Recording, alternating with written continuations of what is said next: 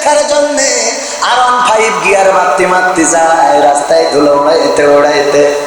যাওয়ার পরে আবার উনিও খুব সাইজে পিজে শাড়ি মাড়ি পরে, যাতে এমনি সেমনি দেখা যায় ফাঁক ফোকর দিয়ে। এই শীতের সামনের পরে বসে আল্লাহর বান্দা। এইবার দোস্তরা কয়, নাও দোস্ত জিজ্ঞেস করো, সবচেয়ে ট্যালেন্ট দোস্তটা জিজ্ঞেস করে, ভাবি মাইন্ড করবেন না, আপনার টিকটকে এখন ফলোয়ার্স কত? আপনি কি রিলস বানাইতে পারেন? কাপড় ভোলাপ কি করা সম্ভব? ফেসবুকে লাইভ কি করেন? এইগুলো জিজ্ঞাসা আছে না নাই? আপনার আইডিটা কোনটা একটু সার্চ করে দেখতে চায়। ও আমার ভাইরা, কোথায় হারিয়ে গেলাম আমরা, কোন জামানা হারিয়ে আসলাম। কিন্তু মাথায় রাখবেন, আজ হোক কাল হোক চেহারা সৌন্দর্য থাকবে না, যৌবনের গরম থাকবে না, আপনার এই বড়াই বড় অহংকার থাকবে না। ওরে মরলে মানুষ দাম বাড়ে, তার বাঁচতে অবহেলা। দুনিয়ারে রং বাজারে এটা কেমন খেলা দয়াল, দুনিয়ারে রং বাজারে এটা কেমন খেলা, দুনিয়ারে রং বাজারে এটা কেমন খেলা। আয় আল্লাহ, দুনিয়ারে রং বাজারে এটা কেমন খেলা। ওরে মরলে মানুষ দাম বাড়ে তার, মরলে মানুষ দাম বাড়ে তার, বাঁচতে অবহেলা।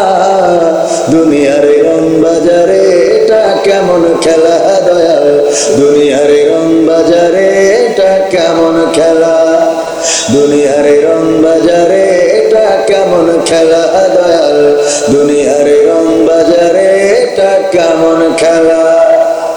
বাঁচতে মানুষ কেউ বলে না লোকটা বড় ভালো, মরলে বলে তার মরাতে বড় ক্ষতি হলো, দয়াল বড় ক্ষতি হলো। ঠিক না ভাই? ঠিক। বাঁচতে মানুষ কেউ বলে না লোকটা বড় ভালো, মরলে বলে তার মরাতে বড় ক্ষতি হলো, দয়াল বড় ক্ষতি হলো। ওরে দেখতে আসে স্বজন সুজন, ওরে দেখতে আসে স্বজন সুজন, ডুবে যখন বেলা। দুনিয়ারে রং বাজারে এটা কেমন খেলা দয়াল, দুনিয়ারে রং বাজারে এটা কেমন খেলা, দুনিয়ারে রং বাজারে এটা কেমন খেলা। আল্লাহ, দুনিয়ারে রং বাজারে এটা কেমন খেলা। ছেঁড়া কাপড় তাও জটে না পরি কষ্ট করে, ঈদের নামাজ হয় না পড়া, নতুন জামা পরে দয়াল নতুন জামা পরে। ছেঁড়া কাপড় তাও জটে না পরি কষ্ট করে, ঈদের নামাজ হয় না পড়া, নতুন জামা পরে দয়াল নতুন জামা পরে। ওরে নতুন কাপড় জুটবে জানি, ওরে নতুন কাপড় জুটবে জানি, ফুরাইলে বেলা। দুনিয়ারে রং বাজারে এটা কেমন খেলা দয়াল, দুনিয়ারে রং বাজারে এটা কেমন খেলা, দুনিয়ারে রং বাজারে এটা কেমন খেলা। আল্লাহ, দুনিয়ারে রং বাজারে এটা কেমন খেলা। ভাঙা ঘরে দিন কেটে যাই, বছর ঘুরে যুগ, এই জীবনে পাইলাম না তো একটু ভাবের সুখ, দয়াল একটু ভাবের সুখ। ভাঙা ঘরে দিন কেটে যাই, বছর ঘুরে যুগ, এই জীবনে পাইলাম না তো একটু ভাবের সুখ, দয়াল একটু ভাবের সুখ। ওরে মরলে আসে ঘর বানাতে, ওরে মরলে আসে ঘর বানাতে, করে না অবহেলা। দুনিয়ারে রং বাজারে এটা কেমন খেলা দয়াল, দুনিয়ারে রং বাজারে এটা কেমন খেলা, দুনিয়ারে রং বাজারে এটা কেমন খেলা। আল্লাহ, দুনিয়ারে রং বাজারে এটা কেমন খেলা। ওরে মরলে মানুষ দাম বাড়ে তার, মরলে মানুষ দাম বাড়ে তার, বাঁচতে অবহেলা।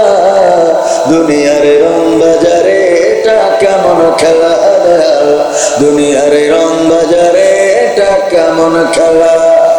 দুনিয়ার রং বাজারে এটা কেমন খেলা আল্লাহ, দুনিয়ার রং বাজারে এটা কেমন খেলা। আর একটু জোরে বলা যাবে না? কথাগুলো সত্য না মিথ্যা? বাস্তবতার সাথে মিল আছে না নাই? ওগো আমার ভাইরা, আজকেও দেখলাম একজন পুলিশ সদস্য, সে জীবনের পেরেশানি নিয়ে নিজের বন্দুক দিয়ে মাথার উপরে গুলি করে চিরজনমের মতো বিদায় নিয়েছে। স্ত্রীও পুলিশে চাকরি করে, তিনিও পুলিশে চাকরি করেন। কি এমন ব্যথা আছে জানি না, কি এমন সমস্যায় জর্জরিত জানি না, এখনো জানতে পারি নাই। হয়তো জানা যাবে। মানুষটা চিরজনমের মতো বিদায় নিয়ে চলে গেল, আমাদের সবার সামনে ভিডিওটা আসলো, আহা করতেছি, আজকে অজেও তার কথা বলতেছি, কিন্তু এর মনের কষ্ট শোনার মতো মানুষ কি ছিল? কেউ কি জানতে পেরেছে? না, পারে নাই। কাউকে জানালো না, কেউ জানলো না। যখন মানুষ ঘুরে বেড়ায়, কেউ বোঝে না যে জিন্দা লাশ নাকি মৃত লাশ। মারা যাওয়ার পরে লাশ হয়ে যায় ঠিকই, কিন্তু জিন্দা থাকতেও লাশ আছে না নাই? এরপরে মারা যাওয়ার পরে আমরা সবার কদর করি, আমরা বলি লোকটা ভালো ছিল, এই লোকটা মারা যেয়ে বড্ড ক্ষতি হয়ে গেল। কিন্তু বেঁচে থাকতে ওই মানুষগুলোকে কদর করার মানুষ পাওয়া যায়? এরকম আছে না নাই? ঝড়ে ঘর উড়ে গেছে, আমাকে বললো কবির ভাই যদি একটু আসতেন, একটা ভিডিও বানিয়ে দিতেন। একজন মহিলা খুবই অসহায়, ঘর উড়ে গিয়েছে ঝড়ে, আমাদের গঙ্গানন্দপুর ইউনিয়ন কাকমারি। বললো কবির ভাই একটা ভিডিও কি করে দেয়া যায়? এখনো পর্যন্ত যাওয়ার সময় আমার হয়, কিন্তু যদি মারা যেত আর বলতো কবির ভাই একটু আসতে হবে জানাজা পড়ার জন্য, কবির বিন সামাদ যেত না। কারণ মারা যাওয়ার পরে মনে হয় তো মরে যেহেতু গেছে, যাই জানাজাটা পড়ে আসি। কথা কয় না? অসুস্থ মানুষ হাসপাতালে যদি বলা হয় জাহিদ ভাই একটু যদি যে দেখে আসতেন বড্ড ভালো হতো, ব্যস্ততা আছে, মালয়েশিয়া চলে যেতে হবে, ছুটির মেয়াদ শেষ, যাওয়া হবে না। কিন্তু যদি মারা যায় জানাজার জন্য যদি বলে, মনের মধ্যে একটু মায়া জন্মায়, না যায়। ওই যে ঘর উড়ে গেল, খুঁটি লাগানোর মতো মানুষ নাই, 1-2 বান্টিন কিনে দিতে হবে মানুষ নাই। কিন্তু ওই মানুষটা যদি মারা যায় তাইলে তার কবর খোঁড়া মানুষের অভাব হবে, তার কবরের বাসের অভাব হবে, তার কাফনের অভাব হবে না? হবে না। এই জন্য বলেছি মরলে মানুষ দাম বাড়ে, কদর বাড়ে, যত্ন বাড়ে, বেঁচে থাকতে কদর করার মানুষ মেলে না, মেলে নারী। ঠিক না? ঠিক। কদর করা দরকার ছিল বেঁচে থাকতে, কিন্তু আমরা বেঁচে থাকতে কদর করি না। আল্লাহ আমাদের বেঁচে থাকতে কদর করা তৌফিক দান করুন, পড়ছি আমিন। ষোলুয়া ফরকানিয়া ও হাফেজিয়া মাদ্রাসার উদ্যোগে 26তম। এখানে অনেক ছোট ছোট মানুষ আছে যাদের বয়স এখনো 26 হয় নাই, ঠিক কিনা? আমারও একদিন হয়েছিল না, কিন্তু এখন 40-এর কাছাকাছি, বয়স বেড়ে যাচ্ছে, কবরের দিকে এগিয়ে যাচ্ছে, ঠিক কিনা? চাইলেও বাড়বে, না চাইলেও বাড়বে, থামিয়ে রাখা আর কোনো সুযোগ নাই। একদিন মৃত্যুর কোলে ঢলে পড়তে হবে, এই তো জীবন, এই তো দুনিয়া। 26 বছর আগে যারা শুরু করেছিল প্রথমতম মাহফিল, সেই শুরু করা মানুষেরা অনেকেই আজকে জমিনে নাই।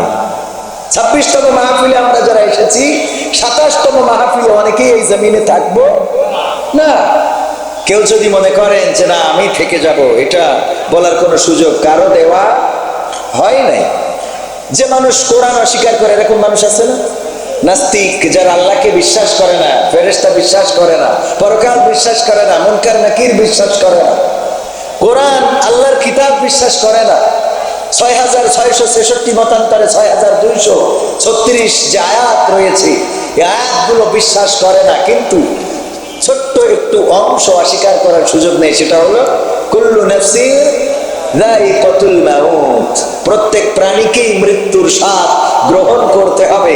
এটা অস্বীকার করার মতো কোন নাস্তিক, কোন বাবার বেটা এই জমিনে জন্ম হয় এখনো হয় না। মারা যেতেই হবে, যেহেতু মারা যেতে হবে সেহেতু কবরের জন্য প্রস্তুত হওয়ার দরকার আছে না নাই? যাদের বিশ্বাস নাই তাদের কথা ভিন্ন, তারা চিন্তা করে ওখানে যে কিছু নাই, সেটা তাদের ব্যাপার।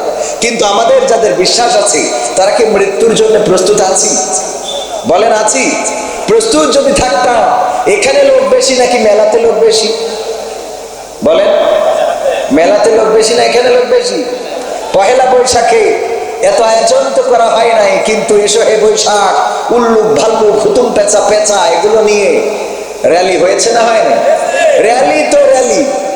কলারওয়ার মডেল মসজিদে গিয়ে সেখানে পহেলা বৈশাখ পালন করে, বলেন নাউজুবিল্লাহ।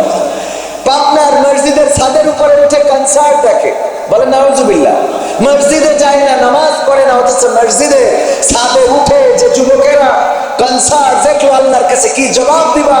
যে মসজিদে সেজদা করার সৌভাগ্য হয় না, সেই মসজিদের ছাদে উঠে তুমি কনসার্ট দেখেছো, তোমার তাকদীরকে জ্বালিয়েছো। দুনিয়া এবং আখিরাত দুইটা জায়গায় লাঞ্ছিত এবং বঞ্চিত হওয়ার জন্য প্রস্তুত হয়ে যাও। মনে করো যে ক্ষমতা দিয়েছে আল্লাহ, এটা বিশ্বাস করো না। মনে করো যে তোমার এখন যৌবনের গরম আছে, যা ইচ্ছা তাই করে বেড়াবা, আর 15 চালাবা, মিসাইল পড়বে ইসরায়েলে, আর বিমান হামলা চলবে ইরানে, কিন্তু কায়েমকুলা সলুয়ার তেল পাম্পে তেল থাকবে না।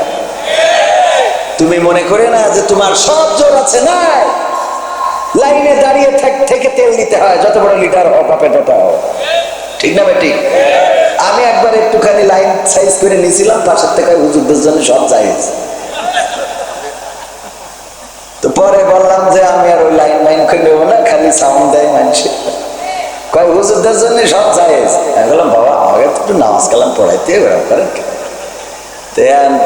তারপরে আলহামদুলিল্লাহ, যেহেতু এখন আইন করে দিয়েছে, প্রাতিষ্ঠানিক সার্টিফিকেট কার্ড যদি থাকে তাহলে তাদের অগ্রাধিকার, সেই অগ্রাধিকারে হয়তো পাচ্ছি, জানি না যে অগ্রাধিকারটুকু কতদিন থাকবে।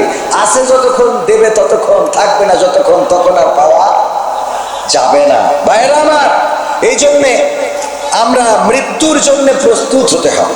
আমাদের অনেকেই বলে খালি শুধু মরার কথা কয়, বাবারে এইটাই তো চিরন্তন সত্য, ঠিক না বেঠিক? কেউ যদি তার ভবিষ্যৎ গড়তে চায়, অনেকেই বলে মালয়েশিয়ায় চলে যাও। আমাদের জাহিদ ভাইকে দেখো কত টাকা ইনকাম করে, কত সুন্দর বাড়ি করেছে সোলা বাজারের উপরে, 3 তলা প্রাসাদ, ঘরের মধ্যে টাইলস করা, টয়লেটের মধ্যেও টাইলস করা, মোড়া দিলে পানি হয়, সুইচ দিলে ফ্যান ঘরে, কাপড় কাচার জন্য ওয়াশিং মেশিন, এয়ার কন্ডিশন সব লাগানো। যদি ভালো ভবিষ্যৎ গড়তে চাও, প্রবাসে যাও। কিন্তু ভাইরা আমার, এই মানুষটা আল্লাহ না করুন যদি মালয়েশিয়াতে মালাকুল মাউত চলে আসে আর জানটা নিয়ে যদি উড়াল দেয়, এত সুন্দর বাড়ি, টাইলস করা বাড়ি, এত সুন্দর বেড, তোশক, সোফা সেট, বলেন দেখি মালয়েশিয়া থেকে যদি কফিন বন্দি হয়ে লাশটা আসে, ওই লাশটাকে আর 3 তলার ছাদে উঠানো হবে নাকি? দোতলায় কি কেউ উঠাবে? কেউ আর ওই দোতলায় উঠাবে না? উঠাবে না। বরং আসার আগে কবর প্রস্তুত হয়ে যাবে, বাঁশের বাঁশগুলো কাটা হয়ে যাবে। যখন মৃত্যুর সময় হয়ে যাবে, তখন আপনি মাহফিলে থাকেন, মসজিদে থাকেন, কাবায় থাকেন আর মদিনায় থাকেন, সেখানে মালাকুল মাউত চলে যাবে। সুতরাং ভয়ের কিছু নাই। যদি মৃত্যু না থাকে, তাইলে আপনি আজরাইল নাকের কান দিয়ে চলে যাবে, রূহ কবজ করবে। আজরাইল আপনার বাড়িতে আসবে, ঘুরে যাবে, দেখে যাবে, রূহ কবজ করবে না। আর মৃত্যুর সময় যখন এসে যাবে, তখন আজরাইল যদি ব্যস্ত থাকে, যদি সংসদে মাননীয় স্পিকারের সাথেও থাকে, তাও আপনার জান কবজ হয়ে যাবে, ঠিক না বেঠে? এটাই মৃত্যু। সময় যখন হয়ে যাবে, আমাদের নিয়ে চলে যাবে, জানটা উড়াল দেবে, মাটির সাথে পড়ে থাকবো। আমার ভাইরা, ঝড় বৃষ্টি বর্ষা বাদল এগুলো মাঝে মাঝে আল্লাহ বলেন, ওয়ালা নাবলুওয়ান্নাকুম বিশাইইন মিনাল খাউফি ওয়াল জুই ওয়া নাকসিম মিনাল আমওয়ালি ওয়াল আনফুসি ওয়াস সামারাত ওয়া বাশশিরিস সাবিরিন। আমার আল্লাহ বলেন, আমি মাঝে মাঝে তোমাদেরকে পরীক্ষা নিতে চাই, ভয় ভীতি, ক্ষুধা, দারিদ্র দিয়ে তোমাদের সম্পদে মাঝে মাঝে শিলাবৃষ্টি ফেলতে চাই, তোমাদের ধানগুলো ঝড়ে শুইয়ে দিতে চাই। আমি দেখতে চাই এই অবস্থায় কারা ধৈর্য ধারণ করে, আমি তাদেরকে একটু দেখতে চাই। আর যারা ধৈর্য ধারণ করে এবং নামাজের মাধ্যমে সাহায্য প্রার্থনা করে, আল্লাহ রাব্বুল আলামিন বলেছেন, নিশ্চয় আমি ওই ধৈর্যশীলদেরকে ভালোবাসি। বলেন আল্লাহু আকবার।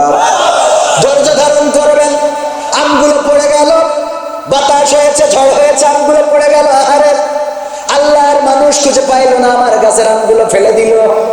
এত নামাজ পড়ি, এত রোজা করি, এত হজ করি, যাকাত দিই, আর আমার গাছের আম আল্লাহরে ফেলতে হবে? বলেন নাউজুবিল্লাহ। এমন কি বলা যাবে? আল্লাহ রাব্বুল আলামিন যদি আপনার গাছের আম ফেলে দেন, তার মধ্যে কোনো না কোনো কল্যাণ রেখে দিবেন। দেখে যাবে লিচুর গাছে এমন লিচু দিয়েছেন যে আমের কাজা কাফারা হয়ে গেছে। কথা কয় না?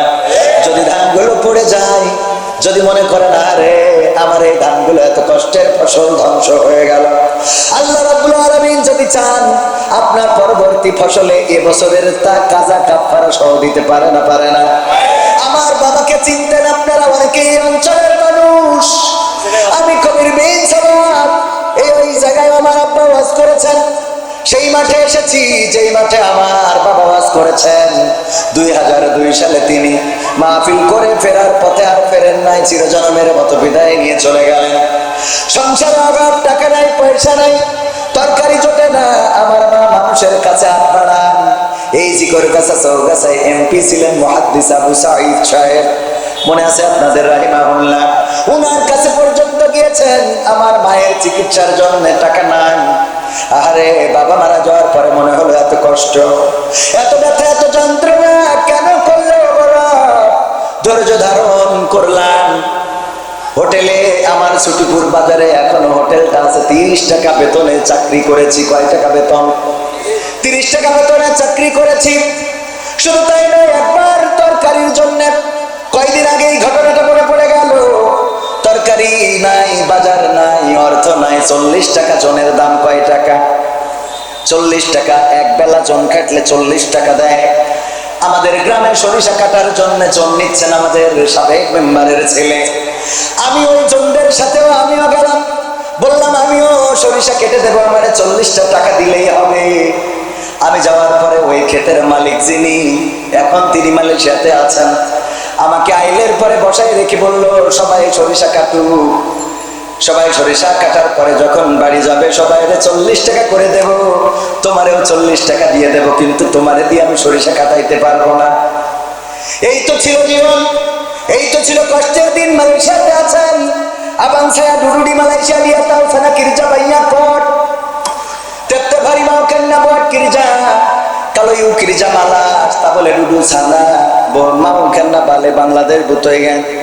Wah আমার ভাইরা, ওখানে অনেক কষ্ট করা লাগে, পরিশ্রম করা লাগে, দিনরাত পরিশ্রম করতে হয়। যদি পরিশ্রম ভালো করে করতে না পারেন তাহলে ওখানে থাকা হবে। সেই পরিশ্রমের ফাঁকে ফাঁকে আবার kita orang ada buat ceramah, ada agama Islam, cerita sini cerita sana. Tuhan tolong saya, sana pun saya ustaz, di sini pun jadi ustaz. Betul kan Abang? আমি ওখানে লেখাপড়া করা কাজ করার পাশাপাশি লেখাপড়াও করেছি। ওখানেও মাহফিল করতাম, যেতাম মানুষের কাছে দিনের দাওয়াত নিয়ে। আমার প্রবাসীরা ভুল পথে চলেন, অনেকেই নারী ব্যবহার করেন। ইন্দোনেশিয়ান মেয়ে পাইলে আর মাথায় কাজ করে না। Kalau ada dulu Malaysia dia orang boleh paham butoy kata butoy. Asen Malaysia ছিলেন? Hatu sekarang banyak orang ada. Saya tahu sosial media banyak orang duduk di Malaysia. Saudara banyak orang pun ada. Alhamdulillah. তো যাই হোক ভাইরা, আমার এত বলাই ভাষা বলার দরকার নাই। মালয়েশিয়াতে ওখানে যেতাম, দিনের দাওয়াত দিতাম, মানুষের কাছে যেতাম, প্রবাসীদেরকে বোঝাতাম, ও ভাইরা প্রবাসে এসেছেন, ভুল পথে চলেন না, লটারি কেটেন না, নাম্বার কেটেন না, নামাজ পড়েন, রোজা করেন, দিনী আন্দোলন করেন। এইগুলো ওখানেও বুঝিয়েছি, কাজ করেছি, পরিশ্রম করেছি, ইবাদত করেছি। আল্লাহ রাব্বুল আলামিন ধৈর্যের ফসল দিয়েছে। এখন বাংলাদেশে আপনাদের মাঝে আল্লাহ কথা বলার তৌফিক দান করেছেন। বলেন সুবহানাল্লাহ। এই জন্য রব বলেছেন লা তাকনাতু মির রাহমাতিল্লাহ, তোমরা আমার রহমত থেকে নিরাশ হও না। আল্লাহর রহমত আপনার উপরে বর্ষিত হবেই হবে যদি আপনি বিশ্বাসী হন, যদি আল্লাহকে ডাকার মতো ডাকতে পারেন, যদি আল্লাহকে চাওয়ার মতো চাইতে পারেন, যদি আল্লাহর কাছে মাথাটা নত করতে পারেন, যদি আল্লাহ রাব্বুল আলামিনের প্রিয় মানুষ হওয়ার জন্য নিজেকে সঁপে দিতে পারেন। আপনার সকল যন্ত্রণা, পৃথিবীর যন্ত্রণাগুলো পৃথিবীর কোন মানুষেরা বুঝবে না, কিন্তু বোঝার মতো আছেন একজন, তিনি কি? আমার জীবনে এমন অনেক অন্যায় আছে যে অন্যায়ের খবর যদি আমার মা জেনে যেত, আমার ভাত খাইতে দিত না। আমার বাড়িতে ভাত খাওয়া বাবা যেতেন জেনে যেত, আমাকে বাড়ি থেকে বের করে দিত সন্তান জানলে। আমার আব্বা বলে ডাকতো না, স্ত্রী জানলে সংসারটা টিকতো না।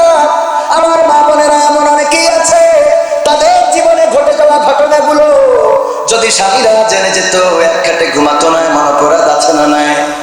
আপনি বুকে হাত দিয়ে চিন্তা করে দেখেন, এমন কত অপরাধ আমাদের হয়ে যায়, যে অপরাধ যদি স্ত্রী জেনে যেত তাইলে আমাদের সাথে একই খাটে ঘুমাতো না। এই অপরাধগুলো পৃথিবীর মানুষ জানে না। জানেন কে? আল্লাহ রাব্বুল আলামিন জানেন। কিন্তু আল্লাহ রাব্বুল আলামিন আমাদের আশার একটা জায়গা হলো, আমরা যত বড় পাপ করি না কেন, আল্লাহ রাব্বুল আলামিনের ক্ষমাটা তার চেয়ে অনেক বড়। আমরা যত অপরাধ করি না কেন, যত অন্যায় করি না কেন, সব অন্যায়ের উপর আল্লাহর ক্ষমা, আল্লাহর রহমতটা অনেক, কথা কয় না, অনেক বড়। আল্লাহর রহমত প্রত্যাশী যদি হও, আল্লাহর রহমত যদি চাইতে পারো, আমার যুবকেরা, তরুণেরা, কিশোরেরা, আল্লাহ রাব্বুল আলামিন ইউসুফ আলাইহিস সালামকে যেমন কূপ থেকে তুলে নিয়ে মিশরের খাদ্যমন্ত্রী বানিয়ে দিয়েছিল, বলেন ঠিক না বেঠিক? আল্লাহ রাব্বুল আলামিন যেই নবী মুহাম্মদ সাল্লাল্লাহু আলাইহি ওয়াসাল্লামকে কাফেররা হত্যা করার জন্য রাতে বাড়ি ঘিরে ধরলো, বাড়ি থেকে বের হয়ে আসতে হলো, হিজরত করতে হলো, মক্কা ছেড়ে মদিনায় চলে গেল, সেই নবীকে আবার মদিনার প্রেসিডেন্ট বানিয়ে মক্কা বিজয়ের জন্য পাঠিয়ে দিলেন, বলেন ঠিক না বেঠিক? ও আমার ভাইয়েরা, আজকের জামানায় দেখেন ফাঁসির কাষ্টে ঝুলার কথা ছিল, এমন অনেক মানুষ সেই ফাঁসির কাষ্ঠ থেকে ফিরে এসে এখন আবার সংসদে মাননীয় স্পিকারের সাথে নেতৃত্ব দেয়, বলেন ঠিক না বেঠিক? এইগুলো করার মালিক কে? এই জন্য হতাশ হবেন না, নিরাশ হবেন না। যদি মনে করেন তুমি আমার এই মুসিবতের মধ্যে ফেলে দিলে, তুমি আর লোক পাইলা না, আমি নামাজি রোজাদার, আমি আল্লাহওয়ালা, আর আমারই তুমি বিপদ দিলে, মুসিবত দিলে, এই কথা বলা যাবে না, বরং বলতে হবে আইয়ুব আলাইহিস সালামের মতো বলতে হবে, আল্লাহ আমি তোমার কাছে কোনো অভিযোগ করি নাই, তোমার কাছে কোনোদিন আমি কোনো কমপ্লেইন করি নাই, কারণ তুমি আমার যে পরীক্ষা নিচ্ছ, তুমি আমার যা কিছু দিচ্ছ, আমার কোনো আপত্তি নাই, তাই আমি তোমার কাছে কোনো অভিযোগ করি নাই গো আল্লাহ। কিন্তু আজকে অভিযোগ করা ছাড়া কোনো রাস্তা খুঁজে পাইলাম না। কেন আল্লাহ? যদি তুমি জিজ্ঞাসা করো, আমি তোমারে বলতে চাই, তুমি আমার সন্তান কেড়ে নিয়েছো, আমার সম্পদ কেড়ে নিয়েছো, আমার স্ত্রী অন্যরা চলে গিয়েছে, রহিমা আলাইহিস সালাম বাদে, রহিমা ছাড়া সব বিবিরা চলে গিয়েছে, আমার জায়গা জমি সব কিছু ধ্বংস হয়ে গিয়েছে। আল্লাহ আমি তোমার কাছে কোনো অভিযোগ করি নাই, আমার সুস্থ শরীরটাকে রোগগ্রস্ত বানিয়েছ, পা থেকে মাথা পর্যন্ত কুষ্ঠ রোগ দান করেছো, আমার গায়ে পোকা দিয়েছ, তারপরেও আমার কোনো দুঃখ নাই, কোনো কষ্ট নাই। কিন্তু আজকে তুমি যেটা করলে আল্লাহ, তোমার কাছে অভিযোগ না করা তো, করা ছাড়া তো কোনো উপায় নাই। আল্লাহ রাব্বুল আলামিন বললেন, কি আমার অভিযোগ তোমার? আইয়ুব আলাইহিস সালাম বললেন, আল্লাহ তুমি আমার সমস্ত শরীর পোকা দিয়ে খাওয়ায় দাও, কোনো আপত্তি করি না, কিন্তু আজকে আমার জিহ্বাতে কেন পোকা দিয়ে দিয়েছো আল্লাহ?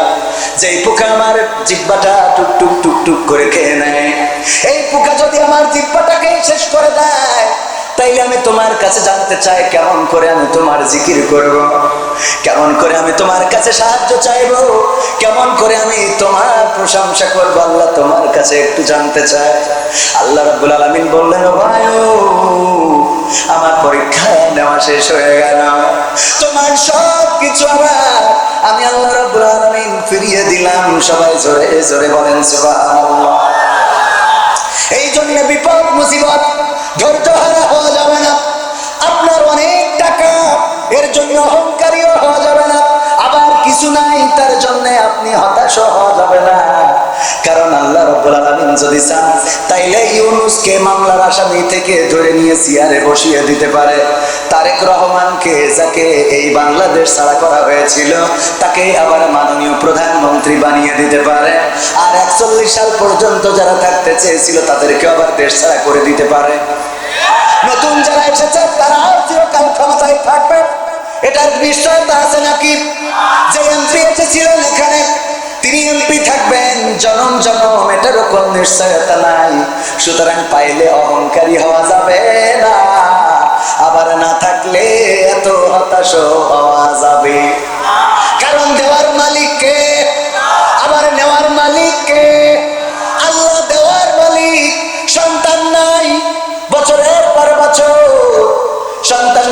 যুগ চলে যায়, সন্তান নাই।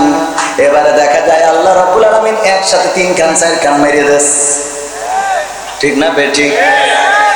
সন্তান হয় না, এই জন্য বউটারে চেঞ্জ তো করে নাই, বরং আর এক জায়গায় আর একটা বিয়ে করেছে। সন্তান কেন হয় না?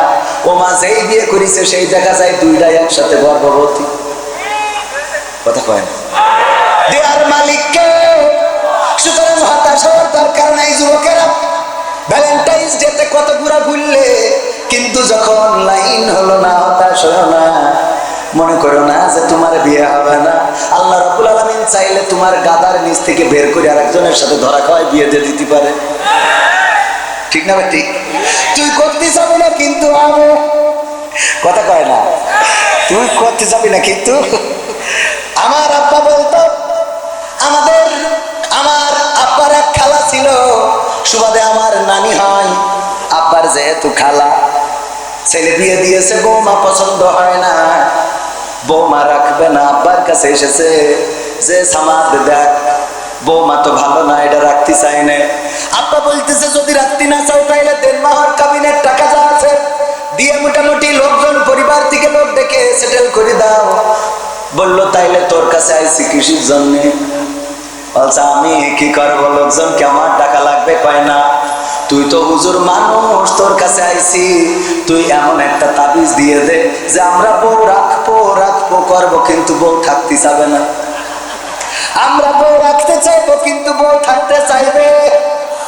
এইরকম একখান তাবিজ দিয়ে দে রে ভাইরা আমার। মনে পড়ে গেল ঘটনাটা, ওই ঘটনার প্রেক্ষিতে ও আমার ভাইরা, এই জন্য আল্লাহ রাব্বুল আলামিনের পরে যদি আপনি নির্ভরশীল হতে পারেন, আত্মবিশ্বাস যদি থাকে, তাইলে চিন্তা করার কোনো দরকার নাই আপনি বিয়ে করতে চান, হচ্ছে না। এমন একদিন আসবে যেই দিন বিয়ে করতে চাইবেন না, কিন্তু ওই দিন বিয়ে করা ছাড়া রাস্তা থাকবে না। যুবকরা বলছে এরকম হোক দিনই জীবন, ঠিক আছে বেটে? আজকালকের ছেলেরা বই নিয়ে আর বসে না, ও বাবা গুগলে সার্চ করিয়া পড়ি। ওরে কালের মেয়েরা কোরআন হাদিস ধরে না, এখনকার মা বোনেরা কোরআন হাদিস পড়ে না, ওয়াল্লাহ টিকটকে ভিডিও ওরা করে। কথা কয় না? দিলে একটু কমাই দেন। আজকালকের ছেলেরা বই নিয়ে আর বসে না, গুগলে সার্চ করিয়া পড়ি। আগের সময় প্রেম করিলে জাহিদ ভাই বলতো পাইছো কি, এখন বলে সব করিয়া বাবু তুমি খাইছো কি, ঠিক আছে? আগের সময় প্রেম করিলে মুরব্বি বলতো পেয়েছো কি, এখন বলে সব করিয়া বাবু তুমি খেয়েছো কি। লজ্জা শরম নাই, আইলাম কোন জামানায়, লজ্জা শরম নাই, আইলাম কোন জামানায়, ভবিষ্যৎ দেখি অন্ধকারে। আজকালকের ছেলেরা বই নিয়ে আর বসে না, ও বাবা গুগলে সার্চ করিয়া পড়ি। নতুন করে হয়েছে চালু এখন আবার কোন ট্রেন্ড, পরিচয় করাই দেখি এই আমার গার্লফ্রেন্ড আছে না নাই? যশোরের এমএম কলেজে পড়ে অথবা গিয়েছেন গদখালিতে বেড়াতে, গদখালিতে যে দেখেন আপনার চৌগাছার পরিচিত বন্ধু আর একজন রে ধরে নিয়ে বগলের নিচে হাত ঘুরে বেড়াই রে, ডাক দিয়ে বললেন দোস্ত কবে বিয়ে করলা তুমি? জানাইলা তো না, সেই যে চৌগাছার সলুয়া ছেড়ে তুমি যশোরে এসেছিলে পড়াশোনার নামে, তারপরে তার কোনো খবর পাইলাম না। আজকে গদখালিতে দেখা হইল, সাথে তোমার এই যে ভাবি, অথচ বিয়ের দিনটা জানাইলা না। বন্ধু মানুষ না হয় না যাইতাম, দাওয়াতটা তো দিতে পারতে। বলতেছে দোস্ত এখনো বিয়ে করে নাই রে। বলছে তাইলে এই ডাকিডা পরিচয় করাই দেবে এই আমার গার্লফ্রেন্ড, ঠিক না বেটে? নতুন করে হয়েছে চালু এখন আবার কোন ট্রেন্ড, পরিচয় করাই দেখি এই আমার বয়ফ্রেন্ড। তার মানে আমার মা বোনেরা এইদিকে আগিয়ে আসে না নাই? প্রায় দিন দেখি অ্যাক্সিডেন্ট করে, আরে ডার্লিং মারা গেছে। গেছে, মানে নায়িকা পাতালে আর ছেলে হাসপাতালে, মেয়ে বন্ধু নিয়ে ছেলে বন্ধু ঘুরতে গেছিল, কারণ একটু চার্জ বেশি হয়ে গেছে আর গিয়ারটা বেশি মেরেছে। ষোলোর রাস্তা ভালো বোঝেও না, কারেন্টের খুঁটিতে মেরে একটা পাতালে আর একটা হাসপাতালে। ঠিক না বেটি? এইগুলো নিয়ে ঘুরে বেড়াই। এই জন্য আমি বললাম নতুন করে হয়েছে চালু, এখন আবার কোন ট্যালেন্ট পরিচয় করাই দেখি। এই আমার গার্লফ্রেন্ড শরমের মাথা খাইয়া গেছে ওরা পাগল হইয়া, শরমের মাথা খাইয়া গেছে সব পাগল হইয়া, ভবিষ্যৎ দেখি অন্ধকারে। আজকালকের ছেলেরা বই নিয়ে আর বসে না, ও বাবা গুগলে সার্চ করিয়া পড়ে। এখনকার মা বোনেরা কোরআন হাদিস পড়ে না, ও আল্লাহ টিকটকে ভিডিও ওরা করে না করে, তবে চৌগাছাই করে না, চৌগাছাই করলেও সরুয়াই করে না, করে কেন করে? ও বাবা টিকটক করে, রিলস বানায়। আগের সময় মেয়ে দেখতে গেলে আমার চাচা যান, উনারা যখন মেয়ে দেখেছেন জিজ্ঞাসা করেছেন মাগো কোরআন পড়তে পারো কিনা, বলতো যে পারি। তাই তুমি 2টা আয়াত পড়ে শোনাও। কোরআনটা মেয়ে দেখতে গেলে রেডি থাকতো, কারণ দেখতে আসবে আর অবশ্যই কোরআন পারে কিনা জিজ্ঞাসা করবে, তারপরে বলবে মাগো এই জায়গায় একটু পড়ো। গুনগুন করে পড়ে শোনাতো, তারপরে জিজ্ঞাসা করতো উজুর ফরজ কয়টা, নামাজের আরকান আহকাম কয়টা, জিজ্ঞাসা করতো বলো দেখি ইসলামের স্তম্ভ কয়টা, হাতের লিখাটা করে দাও। এত কিছু যখন দেখা হয়ে যেত, মেয়েটা যদি চেহারা একটু ডাউন হতো, তাও চাচা জান বলতো সব দিকে যেহেতু পাশ করেছে, সুতরাং তার বিয়ে পাশ করানো যায়। নদীর পানি ঘোলা ভালো, জাতের মেয়ে কালো ভালো, সুতরাং এই মেয়েটা আমাদের পুত্রবধূ করে নিয়ে চলো। আর এখন কোথায় গেল সেই যুগ জামানা? আমার ইয়ানেরা যায় মেয়ে দেখার জন্য, R15 গিয়ার মারতে যায়, রাস্তায় ধুলো উড়াইতে যাওয়ার পরে আবার উনিও খুব সাইজে পিজে শাড়ি মাড়ি পরে, যাতে এমনি সেমনি দেখা যায় ফাঁক ফোকর দিয়ে। এই শীতের সামনের পরে বসে আল্লাহর বান্দা। এইবার দোস্তরা কয় নাও দোস্ত জিজ্ঞেস করো, সবচেয়ে ট্যালেন্ট দোস্তটা জিজ্ঞেস করে ভাবি মাইন্ড করবেন না, আপনার টিকটকে এখন ফলোয়ার্স কত? আপনি কি রিলস বানাইতে পারেন? কাপড় ভুলা কি করা সম্ভব? ফেসবুকে লাইভ কি করেন? এইগুলো জিজ্ঞাসা আছে না নাই? আপনার আইডিটা কোনটা একটু সার্চ করে দেখতে চায়। ও আমার ভাইরা, কোথায় হারিয়ে গেলাম আমরা, কোন জামানা হারিয়ে আসলাম। কিন্তু মাথায় রাখবেন আজ হোক কাল হোক চেহারার সৌন্দর্য থাকবে না, যৌবনের গরম থাকবে না, আপনার এই বড় অহংকার থাকবে না। আমার জাহিদ ভাইয়ের কথা বলছিলাম, ওই 3 তলা বিল্ডিং, ওই জায়গায় দাঁড়িয়ে থাকবে, মানুষটা চলে যেতে হবে, বিল্ডিংটা রয়ে যাবে। ওই বিল্ডিংটা আল্লাহ চাইলে ওই বিল্ডিং এ শোয়াবেন, না চাইলে শোয়াবেন না। যদি কেউ ভবিষ্যৎ গড়তে চায়, মনে আছে আপনাদের বলছিলাম নিশ্চিত ভবিষ্যতের কথা, যদি কেউ ভবিষ্যৎ গড়তে চায়, সেই ভবিষ্যৎটা হলো মৃত্যুর পরবর্তী জীবনটাকে প্রায়োরিটি দিয়া। আর যদি কেউ ভবিষ্যৎ না গড়তে চায়, তাইলে দুনিয়ায় সে ব্যস্ত থাকতে পারে, কারণ দুনিয়ার এই ভবিষ্যৎ কোনো ভবিষ্যৎই না। কথা কয় না? দুনিয়ার এই ঘর বাড়ি কোনো ঘর বাড়ি হইল? দুনিয়ার টাকা পয়সা কোনো টাকা পয়সা নয়, সব কিছু ফেলে রেখে চলে যেতে হবে, অন্ধকার কবরে পাড়ি জমাতে হবে ভাইরা আমার। সুতরাং সেই কবরের প্রস্তুতি নিতে হবে। আমি সূরা বাকারার 28 নম্বর আয়াত তেলাওয়াত করেছি। আমার রব বলেছেন কাইফা তাকফুরুনা বিল্লাহি ওয়া কুনতুম আমওয়াতান ফাহইয়াকুম সুম্মা ইউমীতুকুম সুম্মা ইউহয়িকুম সুম্মা ইলাইহি তুরজাউন। আমার রব বলছেন, ও মানুষ, কোন জিনিস তোমাদেরকে তোমাদের মহান রব থেকে ভুলিয়ে দিল, সেই রবকে অস্বীকার করতে শিখালো, অথচ তোমরা ছিলে মৃত, তোমাদের কোনো জীবন ছিল না, তোমাদের কোনো আকার আকৃতি ছিল না। আমি আল্লাহ তোমাদের জীবন দিলাম, আবার একদিন আমি তোমাদের মৃত্যু ঘটাবো, আবার একদিন আমি তোমাদের পুনরুজ্জীবিত করব। বেলা শেষে ফিরতে হবে কার কাছে? চিল্লায় বলেন কার কাছে? সেই আল্লাহর কাছে যেহেতু ফিরা লাগবে, খালি হাতে ফিরলে কি কোনো কাজ হবে? খালি হাতে ফিরলে, শূন্য হাতে ফিরলে বিপদে পড়ে যেতে হবে। আমার রব বলবেন কাইফা তাকফুর, আমার রব বলবেন ইকরা কিতাবাকা কাফা বিনাফসিকাল ইয়াউমা আলাইকা হাসিবা। পড়ো তোমার কিতাব, পড়ে তুমি তোমার হিসাব করে দাও। তোমার হিসাব করার জন্য তুমি নিজেই যথেষ্ট। আমলের খাতাটা খুলবো, দেখবো আমি কবির বিন সামাদ জীবনে কনে কত অন্যায় করেছি। চায়ের দোকানে বসেছি, তাসের আড্ডায়, ক্যারাম বোর্ডের আড্ডায়, টিকটকে, রিলসে, ভাইবারে, সব জায়গায় আছে আমল নাই, আমল নাই রে।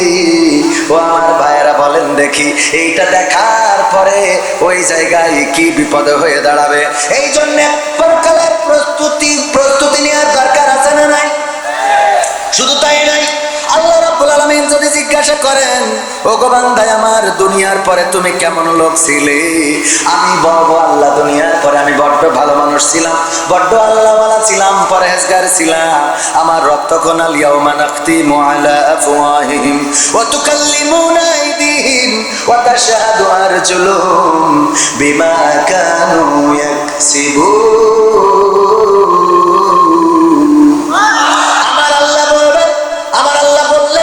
ওই দিন যখন কোন বান্দা মিথ্যার আশ্রয় নিবে, যখন বলবে আমি দুনিয়ার পরে বড্ড ভালো মানুষ ছিলাম, আল্লাহওয়ালা ছিলাম, নামাজি ছিলাম, রোজাদার ছিলাম, তখন আল্লাহ মুখে আটা লাগিয়ে জবানটা বন্ধ করে দিবে, হাতের জবান খুলে দিবে, পায়ের জবান খুলে দেবে।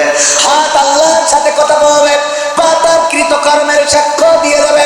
সুতরাং ভাইয়ের আমার, যুবকের আমার, তরুণের আমার পর্দার অন্তরালে মা বোনেরা যারা চিন্তা করেন স্বামী বিদেশে, সুতরাং আমি এদেশে যাই করি, স্বামী তো দেখে না।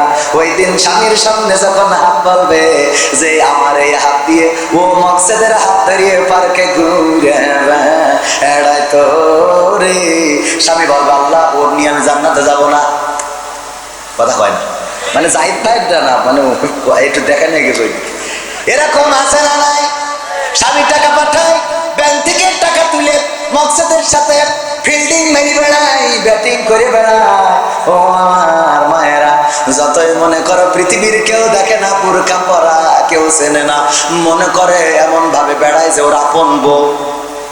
কথা হয় একদম জানো আপন বউ, ওই আপন বউ সেজে বেড়াও, পরকালে বিপদ টের পাবা।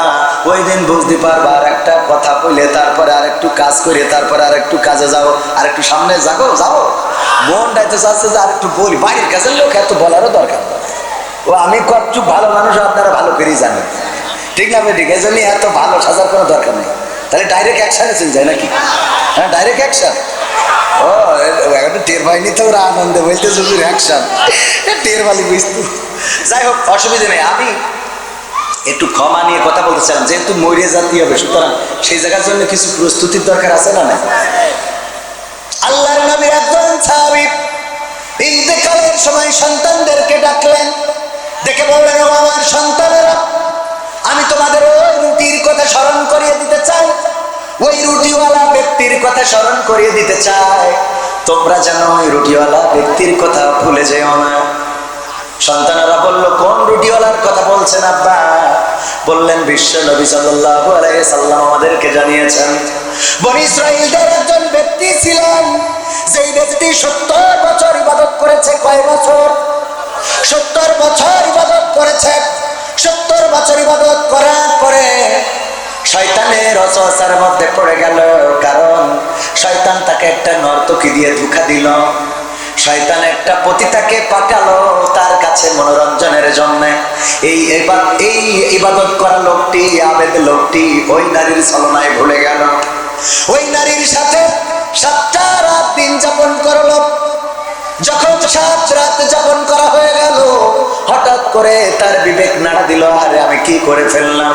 70টা বছর ইবাদত করা ব্যক্তি আমি, এই 7টা রাত আমি কেমন করে এমন একজন অশ্লীল নারীর সাথে আমি আমার চরিত্রটা বিসর্জন দিয়ে ফেললাম, গুনাহ করে ফেললাম, জেনা করে ফেললাম, অপরাধ করে ফেললাম। আরে 7টা রাত পরে যখন তার সম্বিত ফিরে পেয়েছে, যখন বিবেক নাড়া দিয়েছে, তখন সেই জায়গা থেকে বের হয়ে গেছে আর আইহুতাশ করে বেড়ায়। ওই লোকটি বড্ড মুসিবতের মধ্যে পড়ে গেল, রোগাক্রান্ত হয়ে গেল, ক্ষুধার যন্ত্রণায় পড়ে গেল, খাবার নাই, চিকিৎসা নাই, খুব যন্ত্রণা নিয়ে এদিকে সেদিকে ঘুরে বেড়ায়, চলার মতো শক্তি পর্যন্ত হারিয়ে ফেলল। 12 জন মিসকিন বাস করতো এক জায়গায়। ওই জায়গার একজন ব্যক্তি আবু জাহিদ ভাইয়ের মতো বড় লোক, সে প্রতিদিন ওই 12 জন মিসকিনকে 12টা রুটি দিত। কয়টা? 12টা রুটি দিত। 12টা মিসকিন ওই 12টা রুটি প্রতিদিন খাইতো আর তাদের ক্ষুধা নিবারণ করত। এই লোকটা হেসরাতে হেসরাতে ওই 12 জনের মধ্যে সামিল হয়ে গেল। যখন ওই লোক এসে 12 জনকে রুটি দিল, তখন তাদের 12 জনের মধ্যে একজন রুটি পায় নাই, কারণ এই লোকটা তাদের মধ্যে ইন হয়েছে। যখন একজন রুটি পায় নাই, অভিযোগ করে বলল, আল্লাহর বান্দা, আজকে তুমি আমার জন্য কেন রুটি আনো নাই? লোকটি বলল, আমি প্রতিদিন যেমন 12টা করে রুটি আনি, আজকেও তো 12টা রুটি এনেছি। আমি তোমাদের রুটি তো কম আনি নাই, তুমি কেন?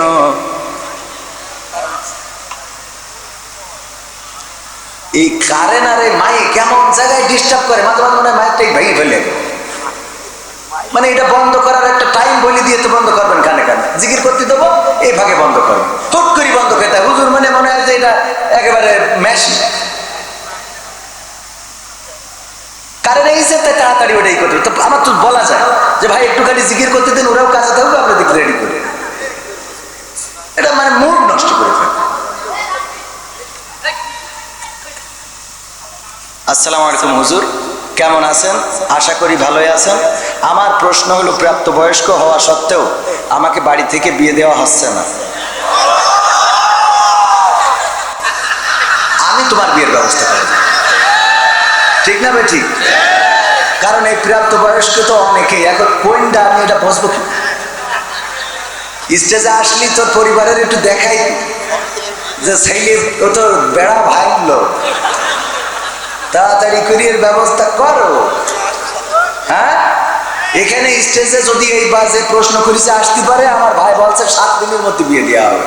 দায়িত্ব ভাই, টোকর মুখর মেম্বার, আর টোকর মুখর কিনার দায়িত্ব ভাই, আর বিয়ে পড়ানোর দায়িত্ব কাজীর, দাওয়াত খাওয়ার দায়িত্ব আমার। মোটামুটি দায়িত্ব নিয়ে নিলাম, আসতে পারো। আসলে দেখেন, আমরা যেভাবেই বলি না কেন, প্রাপ্তবয়স্ক যদি হয়ে যায় তাহলে পারিবারিকভাবে তাকে বিয়ের ব্যবস্থা করতে হবে। এটাই আল্লাহ ও তার রাসূলের বিধান। কার বিধান? বিশ্বনবী ফাতেমা রাদিয়াল্লাহু তাআলা আনহা বড় হয়েছেন, বিয়ের জন্য পাত্র নিয়ে গেলেন। আলী রাদিয়াল্লাহু তাআলা আনহুকে বললেন, ফাতেমা তুমি দরজায় এসে দাঁড়াবা, আমি ডাক দেওয়ার পরে পাত্র একটা সাথে করে আনবো, যদি পছন্দ হয় দরজায় মাথা নিচু করে দাঁড়িয়ে থাকবা, আর যদি পছন্দ না হয় ঘরের মধ্যে চলে যাবা, আমি বুঝে নেব পাত্র তোমার পছন্দ হয় নাই। আল্লাহর নবী ফাতেমা রাদিয়াল্লাহু তাআলা আনহাকে ডাকলেন, বাড়িতে যেয়ে ডাক দিলেন, দরজায় এসে দাঁড়ালো। দাঁড়ানোর পরে বললেন, আমি সাথে করে এনেছি যে আমি এটা তোমার স্বামী হিসেবে আমি নির্বাচিত করেছি। ফাতেমা বলো দেখি তোমার পছন্দ হয় কিনা। ফাতেমা রাদিয়াল্লাহু তাআলা আনহা তাকালেন, তারপরে মাথাটা নিচু করে দাঁড়িয়ে রইলেন। আল্লাহর নবী বললেন, বলি তাড়াতাড়ি করে চলে যাও, চলে যাও, এবার তুমি তোমার বিয়ের প্রস্তুতি নাও, আমার কন্যা ফাতেমা তোমার জন্য রাজি হয়ে গেছি। ও আমার অভিভাবকেরা, এমনি ভাবে যদি মেয়ে অথবা ছেলে, জানি না কে প্রাপ্তবয়স্ক হয়েছে, কারণ এখানে লেখে নাই সে ছেলে নাকি মেয়ে, হইতে পারে ছেলে, হইতে পারে মেয়ে। যদি প্রাপ্তবয়স্ক হয়ে যায় তাইলে তার টাইম লস করায় কোনো লাভ নাই। আপনি তাড়াতাড়ি বিয়ে দেন, তাড়াতাড়ি করে নাতি নাতনির মুখ দেখেন, আপনার নাতি পুতি দিয়ে ঘর বাড়ি করে যাক, বলেন সুবহানাল্লাহ। দরকার আছে না নাই? এই জন্য যদি এবার জিজ্ঞাসা করেন বিয়ের বয়স কেমনে বুঝবো যে প্রাপ্তবয়স্ক হয়েছে, কে তুই বিয়ে করিলি না, তখন ঠাওয়ার টের পাওনি না যে কবে নেটওয়ার্ক আসে, কথা কয় না। সুতরাং নিজের যখন খায়েশ জাগিল, ওই টুম সময়টা মাথায় রেখে তাড়াতাড়ি করে তারে দাও, তা না হলে বলো বেড়া ভাঙলো রে। মনে থাকবে ইনশাল্লাহ? এর উত্তর ঠিক আছে তো? আল্লাহ কবুল করুন, আল্লাহ যেন বিয়ে দেওয়ার তৌফিক দান করেন। যাই হোক ভাইরা, আমার পরে একটু দায়িত্ব রয়েছে, সেই দায়িত্ব হলো আল্লাহ বলেছেন ইন্নাল্লাহ আশতারা মিনাল মুমিনিনা আনফুসাহুম ওয়া আমওয়ালাহুম বিআন্না লাহুমুল জান্নাহ। আয়াতটা পড়লে তো আপনারা বোঝেন না? ওয়াজ শুনে শুনে যারা অভ্যস্ত তারা জানে। আমার রব বললেন যদি তোমরা আমার রাস্তায় তোমাদের মাল খরচ করো, বিআমওয়ালিকুম আনফুসিকুম, তোমরা তোমাদের মাল এবং জান যদি খরচ করো, আমি আল্লাহ আমি তোমাদের কাছে আমার জান্নাতটা বিক্রয় করে দিই। বলেন সুবহানাল্লাহ। আল্লাহর নবী সাল্লাল্লাহু আলাইহি ওয়াসাল্লাম যখন বলতেন তোমরা দান করো দান করো, ও আমার ভাইরা, বিশ্ব নবীর হাত শক্তিশালী করার জন্য সাহাবীরা এতটাই দান করতেন, এতটাই দিতেন, আমার নারী সাহাবীরা পর্যন্ত কানের দুল, নাকের ফুল, গলার চেন পর্যন্ত খুলে বিশ্ব নবীর হাতে দিয়ে দিতেন। বলেন সুবহানাল্লাহ। আল্লাহর নবী বললেন এই দান অ্যাডভোকেট মুসাম্মাদ সালমান তার বৃষ্টি পিতা মুহাম্মদ ইখলাসউদ্দিন সাহেব অ্যাডভোকেট মানুষ, ইনকাম তো খারাপ না, কারণ সরকার যত যায় আসে মামলা কি কম হয় নাকি? কথা কয় না? হ্যাঁ, আর একটু দিতে দেখতো না নতুন এই ও তাহলে এখনো মামলা ঠিক মতো এখনো লাইন হয়নি। আল্লাহ কবুল করুন, আগামী বছর যেন নতুন নতুন নতুন অ্যাডভোকেট মামলা হবে, টেনশন করার দরকার নাই। কি মামলার হবে? অ্যাডভোকেটের বিশাল একটা ব্যবসা। হুজুরও খারাপ ব্যবসা না, ও অ্যাডভোকেট করবেন, আপনারা কি খারাপ নাকি? কারণ এর স্বাভাবিক যখন যে আসে তার আমাদের জ্বালা শেষ নেই। এখন 17 বছর ধরে বলছে হুজুর স্টেজে উঠবেন, ভালো কথা, যেন রাজনীতির কথা বললেন না। 5 তারিখের পরে মনে করলাম এই কথা শোনা লাগবে না। ও মা এ রেহান যে এনে যায় কয় হুজুর ইকেনেও বলিছে জাহিদ ভাই সাক্ষী। ও আপনি তো বলেছেন সাক্ষী আর কি, কনে যাব মানে কোনো জ্বালা শেষ। সময়টা তো বড্ড খারাপ, যাই বলি সপ্তাহে গান আছে।